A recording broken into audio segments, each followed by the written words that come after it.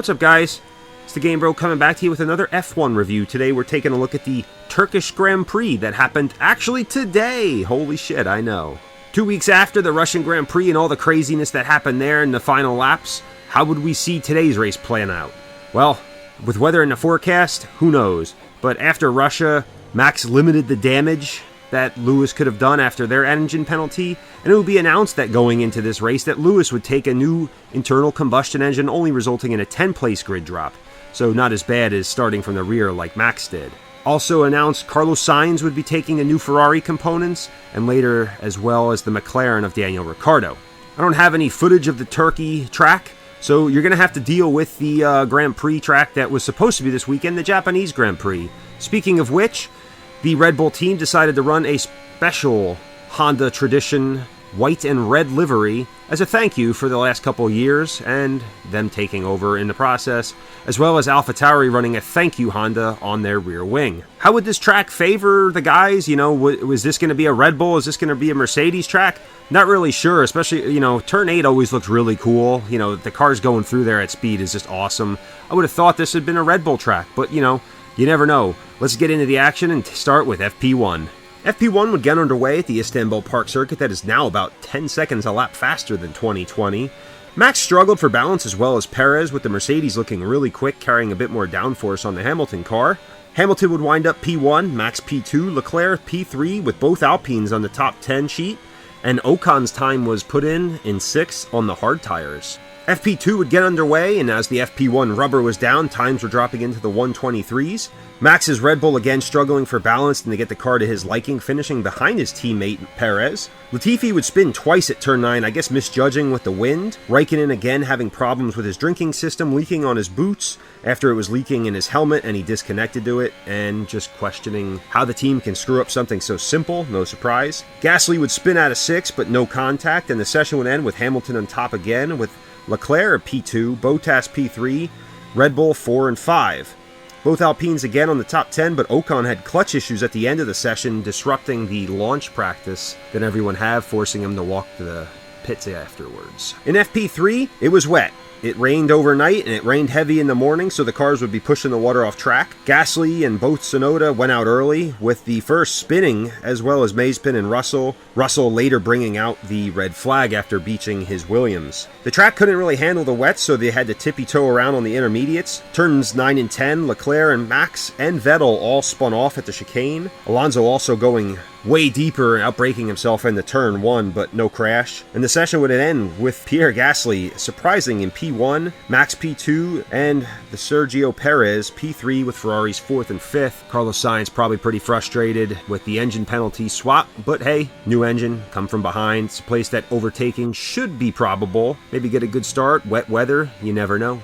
On to qualifying now with tricky conditions with the track drying out and rain in the air. In Q1, Max would have a quick spin, but at the end, with the track drying, Mick Schumacher put down a killer lap to get into Q2, and an amazing cheeky strategy call by Ferrari to have Sainz drop Ricciardo out of Q1 even though he had to start at the back anyway. Q2 now, a few minutes in, and Leclerc spins as well as Stroll, again going deep into turn 1 like Alonso earlier on. On his final run, Russell would spin similar to a couple weeks back in Zandvoort on a good lap too, because he probably would have made it into Q3, and he would miss out. As well as Sainz, Vettel, Ocon, and Schumacher, Sainz not even putting in a time. No need to now after knocking out Ricciardo before. On to Q3 now, on the second runs where the real times would count.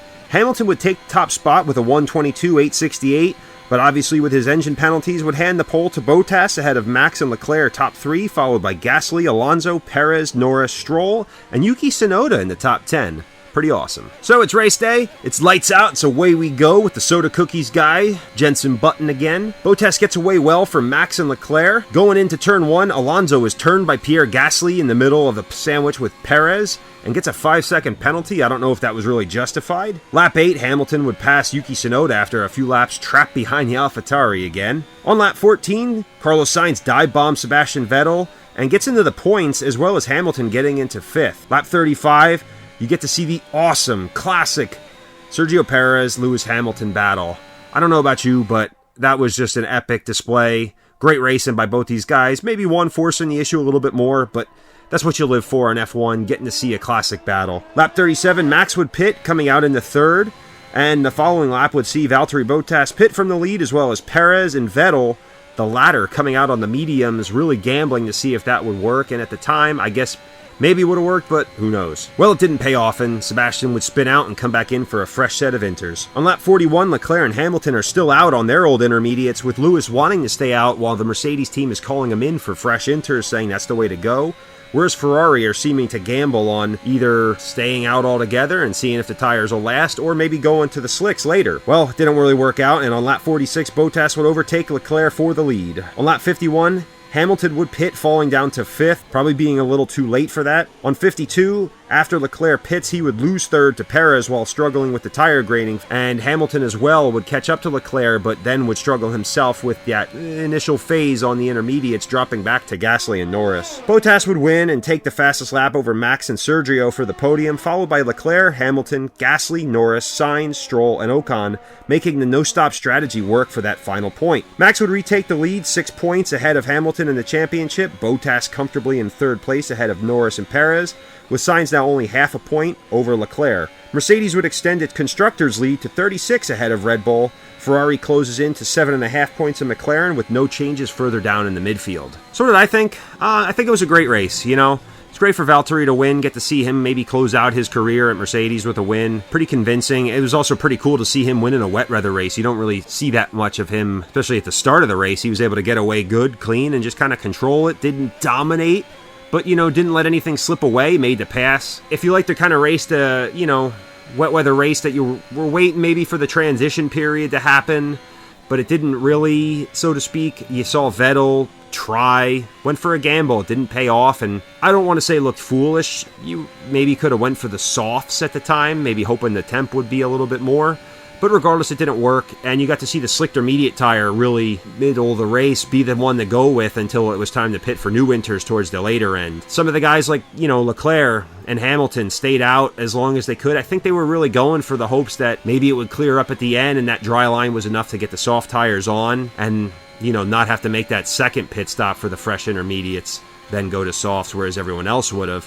But you know what? For Ferrari, I think that was a fantastic gamble. He held off Valtteri for enough time, but if he didn't pit, I felt like he would have slid way down the order versus pitting when he did and still picking up 4th place. You know, and Hamilton wasn't able to get him. He had that graining phase and fell back towards Gasly. Ocon made it work. He got in the P10, but man, the tires coming in the pit lane were totally shot. And for Hamilton, I really think in the way of damage limitation, it wasn't as bad as it could have been.